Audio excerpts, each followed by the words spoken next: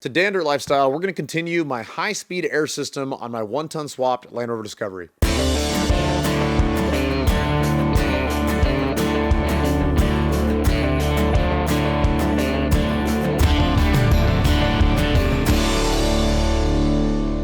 In the last episode, we converted a couple of Smitty-built air compressors over to be a hard mount style compressor. We built our own custom mounts, then we mounted them into my 2003 Land Rover Discovery. After that, we talked about the basics of how I'm going to design this system, and then we built a manifold / air tank.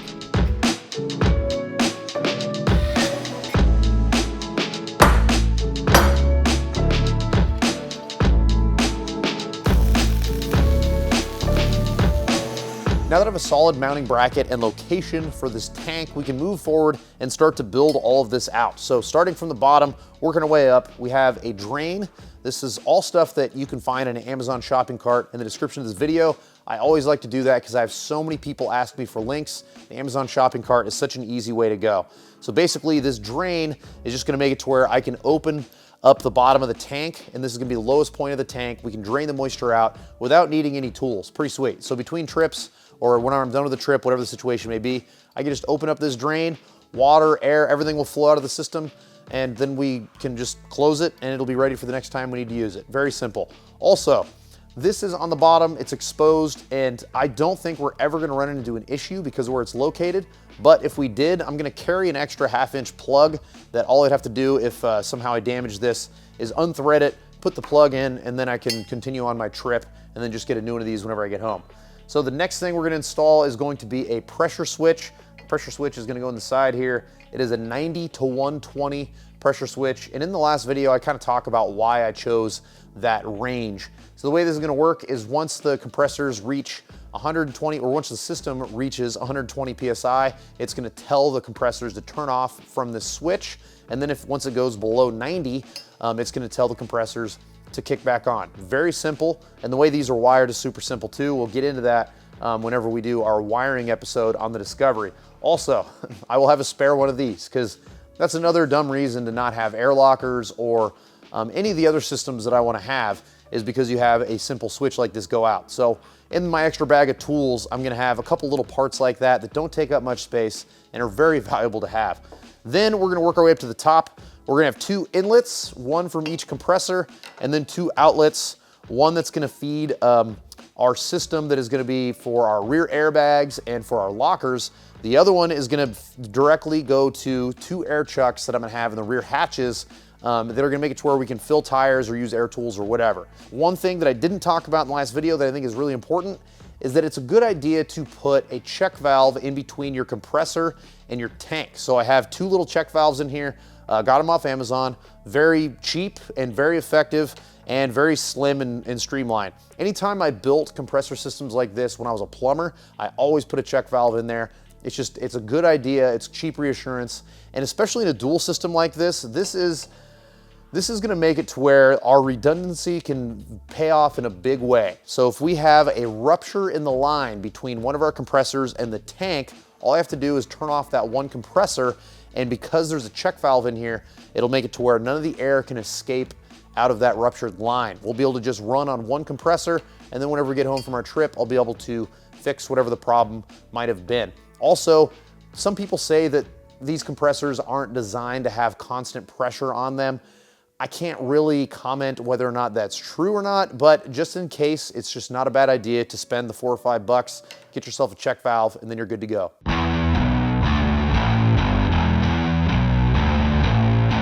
There are a lot of folks out there who are uncomfortable in this world of plumbing and electrical, but I promise you it's really, really simple. Just visualize the direction of flow, whether it's electrical or plumbing, and it'll help you understand how to put everything together and in what order. I always like to build from the supply side out, so in the case of electrical, you start with the battery and work your way out to all the different things that require electricity. In this case, we're going to start from the compressors, work our way to the tank, and then move out from there.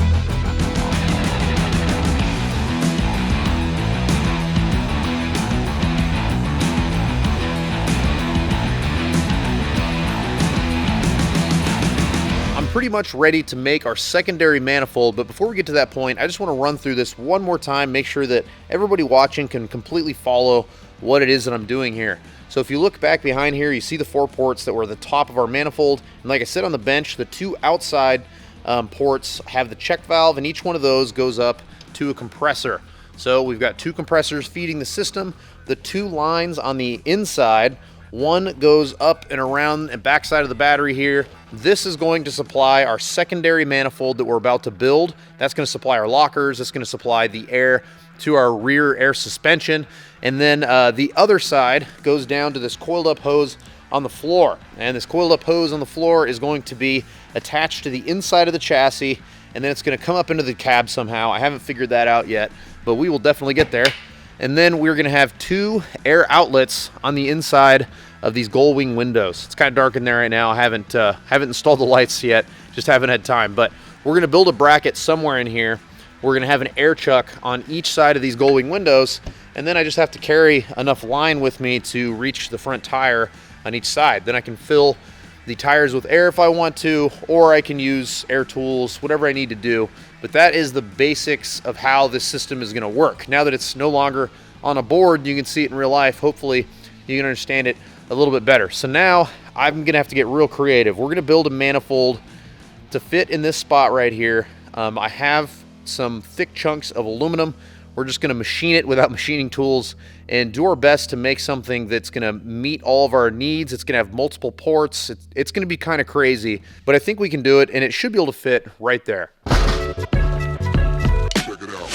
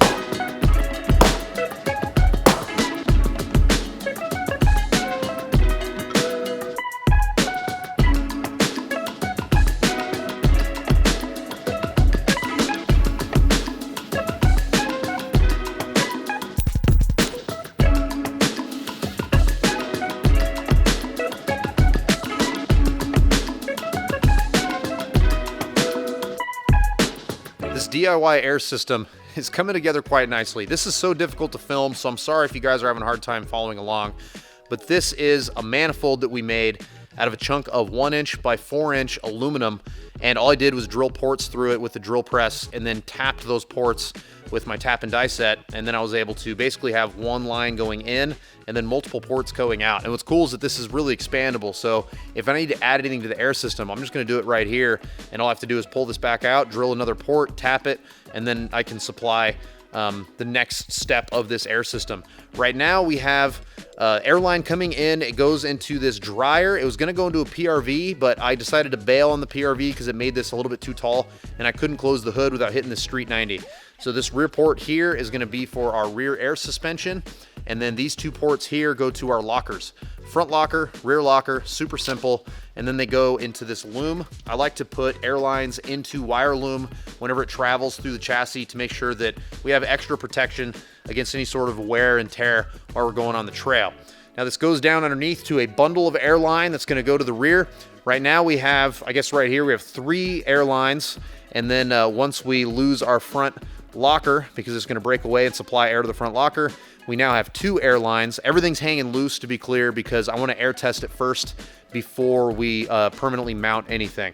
And then so we're gonna have 2 airlines. Eventually it's gonna be 4 once we hook up our air suspension, but right now it's just 2. One is for the rear locker, and then boom, that breaks away, rear locker right here. And then we have 1 airline left that goes back to our air chuck. I couldn't find any good spots in the floor to get air into the cab. So what I did is I pulled this light, and there happened to be a factory hole back here that worked out really well. And it just had like kind of like this sound deadening insulation from the factory. So I just poked through that insulation and boom, we have a port to get in. To be super clear about what you're looking at here, because I'm sure I'm gonna get questions about it, is we've got our air line wrapped in wire loom, and then I cut a radiator hose, it's like 1 inch or something like that, in half, put it in there to make it to where we have 2 barriers to protect against chafing between this airline and this aluminum chassis. So first I deburred the edge to make it smooth, and then we've got these 2 different layers of protection. I'm not worried about this thing having a leak at all. Then it goes into the rear gull wing window. And this is just something I didn't plan, but it worked out perfect. So there's a hole here that was for a seat belt because this used to be a 7-seat vehicle. Whenever I built this rear organizer thing, it made its way to pull the rear seats out. So I just had an open hole here. So all I did was build this plate. We tightened everything. We sandwiched basically this to a 90 through the plate, drilled some holes, and then since this is just like a thick plastic, I used some plastic rivets, and everything seems pretty solid actually. I'm impressed with how rigid it feels. Now, originally, let me grab our light here. Originally, I was gonna bring another airport to this side here, but I'm not going to now. And the reason being is because as I was working, I was thinking about it. I'd love to put my water port here. I wanna have a water port on this vehicle because I plan on building a set of air, let's see, a set of water tanks that I'll be able to fill, and then I can just, I basically turn on a pump, and then I'll have like 1 or 2 water ports on here that'll have water. And I'm thinking that I would keep it in the cab right there because I like that it will stay clean. So I'm thinking water on this side, air on that side. I don't know, these ideas might change as I think about them, but right now, that's what I'm thinking. I could always add this as an airport later, but right now I'm thinking we're gonna make it a place to supply water. The final part of this air system is by far the coolest, in my opinion, and that is use these airbags in the rear suspension in a way that benefits us in multiple scenarios while we're overlanding or off-roading. One, of course, is just to be able to level this thing out when we have a lot of gear back there. Right now, it squats a little bit, and these airbags are gonna make it to where we can level everything out. But when we get to camp, if things are out of level a little bit, we can put a little bit more air in one bag than the other, and we can level the chassis out whenever we open up our rooftop tent. Those of you who camp a lot like me, you know that finding level ground is it's a big challenge. So this is gonna open up a whole bunch of opportunity and some other tricks that we'll talk about in the next video. But unfortunately, there is so much going on here with actuators and switches and all this line and everything that I want it to be its own video to give us plenty of time to cover it and make sure that all this stuff fits like it's supposed to. I think we're gonna have an issue with fitting these rear bags because those are lift springs and these are made for OEM. So we're gonna have to do some fabrication to make all this stuff to work together, but I think it's definitely gonna be worth it. But for now, this video is over. I haven't done this in a while. Let's answer some questions from the last video in this series. So I've had a few videos since the last video in the series, but I just want to stick to answering questions from this video series. So the first one, or the last video rather, was fast DIY onboard air, tank building and air compressor mounting. And the first question is from MRadJ. What size is your shop? Looks like a good size. I really need to get something built. So I get questions about my shop constantly, and this is a common one. It's a 40 by 50. So 40 foot by 50 foot. It's basically just a big square. It's like 2,000 square feet. It's just a big open box. There's things that I do like and things that I don't like about it, but either way, it's plenty of room to store your projects and work on them. Next question is from Thomas Kiger. When you going to build a Pinsgauer? Dude, if I came across one that was cheap enough, I would probably own one. I think Pinsgauers and Unimogs are both super rad. Probably, I'd honestly lean a little bit more towards Pinsgauer. I think that they're just super dope. But eventually, I'm sure I will build one of these things. Next question is from Sean Sang Van Nugen. I did my best, brother. Would you consider ever doing fab work for a crossover SUV, something like a Subaru, RAV4, or Passport?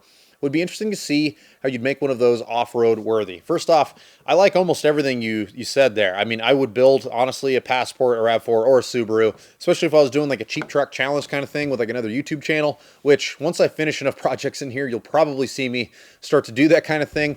But I love Subarus. I'd love to build some sort of fun little rally rig. So I would definitely consider doing it. In fact, more than consider, I will eventually do that kind of work on here. I just need to get a few of these projects wrapped up over the next year to year and a half, and then I can start to branch out to some of that cooler stuff that I've always had a longing for. And Subarus is definitely something I've wanted to dabble in for a while, so you will very likely see me build something like that in the future. Next question is from Christopher Kassman. Would love to see a shop tour. What do you use for your work table? So, I get asked about a shop tour all the time. The reason I haven't done a shop tour is because I don't really know how to do one that I would be proud of. I mean, I don't want to just walk around vlog style and like, this is my drill press and this is my bandsaw. I need to figure out a way to make it to where it's a good video first, and then I will get to that point. Also, I think I'd like to actually finish the shop before I did a shop tour. I kind of got this to a point where I could work in it, and I haven't really touched it since, so I need to finish the drywall and whatnot, and then eventually, yes, a shop tour will definitely happen. Also, my work table. So this is kind of a funny story. My father-in-law was a general foreman on job sites for like 36 years or something like that, and he would demo and build schools. Many people in my family and my friends and whatnot are in the construction trades up here. So when they demoed this school, they had this really big door, and he used it as his table that he would run the job sites with forever. Then when he retired, this thing was just laying around. And I wanted just a heavy-duty tabletop, basically, so I could build a quick bench to start working on, and he had it laying at the cabin. So I snagged it, and that is what I do all this stuff on. It's a door from a school that was then a construction foreman's table and then is now my workbench. If you guys enjoyed the video, make sure you give it a thumbs up and subscribe to the channel if you haven't already. I've got a lot of how-to content on here like this video, but this year is going to be a ton of adventure, outdoor, overlanding, rock crawling, all that stuff. A lot of adventure. I'm going to go to 3 countries, including this one, and we're going to have a lot of fun with a lot of other YouTube channels. This is going to be a great year. So if you're into that kind of thing, hit the like button, subscribe to the channel. And if you want to help support the channel, you go to thedirtlifestyle.com. That is our website. We have t-shirts, hats, neck gaiters. We have a link to our Patreon account. So if you've ever learned anything from any of these videos, consider helping us out through one of those avenues. If you want to follow me on social media, I'm at DirtLifestyleNate. We'll see you next time. Check it out.